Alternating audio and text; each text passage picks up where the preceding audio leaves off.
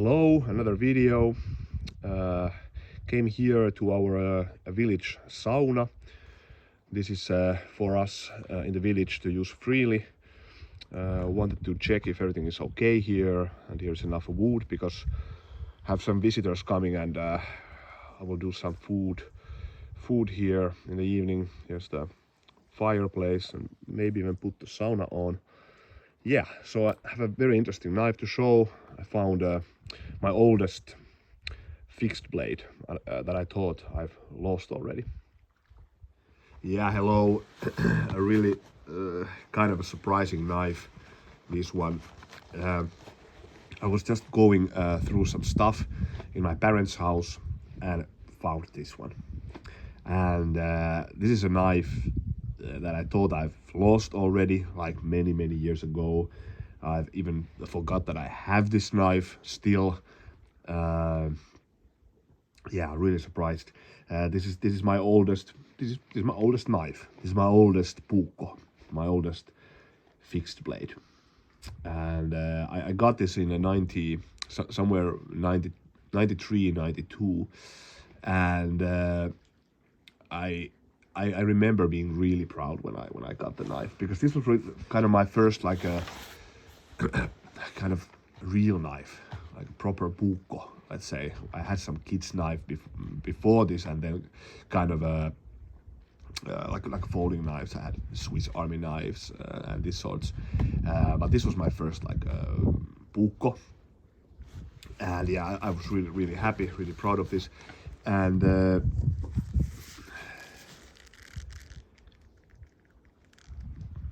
I have no idea of the model. I tried to search, so if you're watching this, you know something about this knife. Inform me. I didn't found any any info of this model.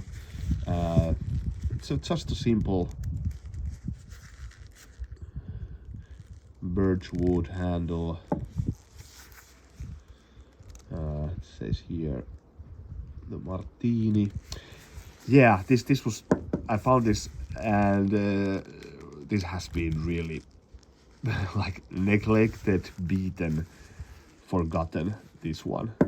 So it has been used in renovation of sorts and has been beaten with a hammer here. See here.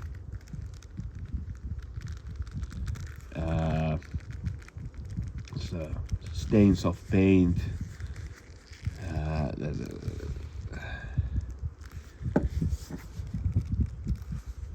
And yeah, but it's actually surprising. I was really surprised because this is this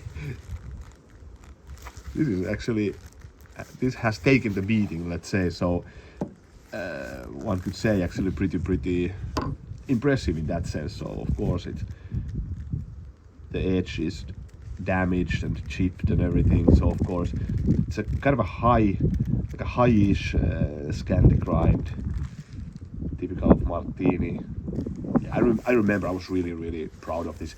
I took this to lots of hiking trips we did, and I especially remember one trip we did. It was 94, 95. I did with a friend, and that's actually, I just want to mention it because it's nowadays, like if I have a kid, and nowadays these type of things probably would be a bit suspicious, but in those days my parents just let me and a few friends of us just to hitchhike through Finland. So we went from Helsinki to northern Lapland, and we had all the things we needed for fishing and hiking, and we spent 1 week in the northeastern Lapland. Just did some fly fishing and hiking. So I must have been like 12 years old or something, 11 years old. Nowadays, probably a bit somebody would maybe consider that a bit suspicious, but we survived, and we did those type of trips like every autumn, late summer. And yeah, I remember this was my go-to knife at those days. So I've used this a lot for opening fishes and just basic stuff. Yeah, I guess it's just not so much to say about this, like as a knife, as a use knife, because I really haven't used this. I stopped using this, like, even I don't actually know when I lost this. It just happens. I had so much knives back in those days, and especially Marttiini's. Marttiini's. It's kind of a, maybe one could say it's a Finnish Mora, even. I think it's a kind of maybe a good comparison. It's a. I guess it's a bit like it's a finer. It has the leather sheath and the wooden handles and everything. But I think it has a bit of the same reputation. I think, although we consider it Marttiini to be a bit upscale from the Moras.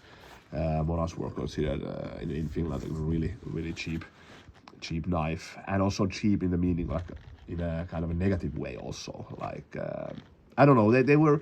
But on the other hand.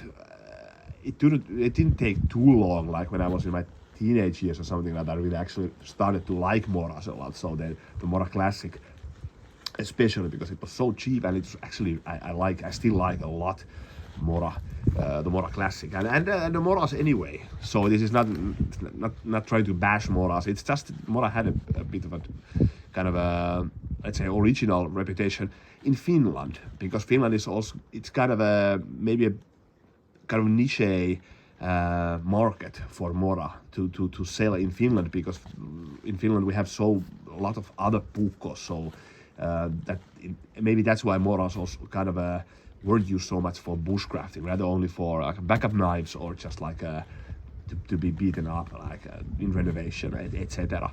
So yeah, but I think Marttiini's could be considered like the Finnish Moras. Yeah, I actually want to also just to do a comparison a bit, because this is, I did already a video of this, and this is another Marttiini, and I made a video and I claimed in the video that this is indeed my like oldest knife that I still have, but no, this is older. This I got during a hunting trip we did with my father in North Lapland in '96, I believe. Yeah. So this is this is the second oldest knife that I have. I kind of liked this. I guess this. It's interesting to kind of to see why do you choose one knife over another. So it's just I had many knives, but it was my most use of all the Marttiinis I had. I liked the handle. I liked the handle a lot. Well, I like it still, but I don't use it. I don't use it anymore. But it's very nice to handle, in my opinion. Also, I did like the steel a bit more. I consider the kind of carbon steels of Marttiinis in the 90s to be extremely good, actually. Really holds a nice edge. And I found, this is only anecdotal, so, but I found out that that kind of the stainless steels of Marttiini, which is this here, weren't that, I didn't like them so much. They were a bit more difficult to sharpen and kind of chippy also, and etc. But yeah, maybe I'll actually show another knife still, just to do a comparison. Here is my latest puukko knife that I bought. This is the eräpuu with the birch, how do you say, birch bark handle. Of these three, this has definitely the best steel. It's 80 CRV2 steel. Wasn't available back in the days. Yeah, but I guess that's it. So I will actually head home, and I will do here in the fire place here with some food in the evening, and maybe even put the sauna on. Yeah, but yeah, my oldest knife, very happy. Memory lane, lots of good memories, and actually especially from this one trip, because I think it could be my, like the first hiking trip I did take this with me, and this was in the sense like this is stainless steel, so kind of a nice, like a crossover fishing knife also, and slicey profile also kind of for a Scandi and everything. So good handle, by the way. It's good handle. It's a bit short, by the way, but it's nevertheless. I was just kind of testing this and I found out that this is cool. I will restore this. I will put the edge back and try to grind here a bit the damage away. So and really surprised, because after all these years of like abuse, totally okay. And also one thing, this is the wooden handles. I think I've seen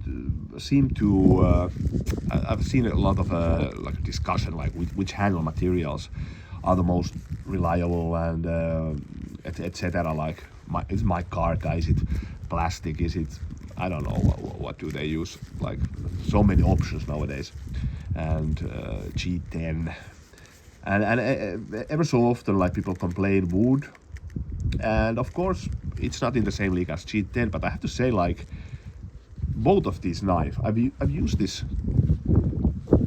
a lot in very, very wet conditions, fishing, beaten them, and really the handles have held totally okay.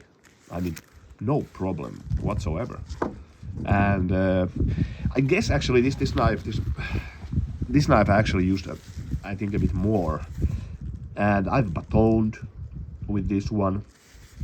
I actually chipped the tip here, so it used to be a bit longer, and then I tried it back. And actually, funnily enough, that's the only damage I ever made to this blade. It's still completely intact. Everything is okay, and I batoned this with this a lot. I mean, really a lot. And that's the only thing I've managed to damage in a kind of Puukko style blade. So you can baton with the Puukko, of course, with a kind of in moderation or with skill, but in any case, yeah, I'm rambling.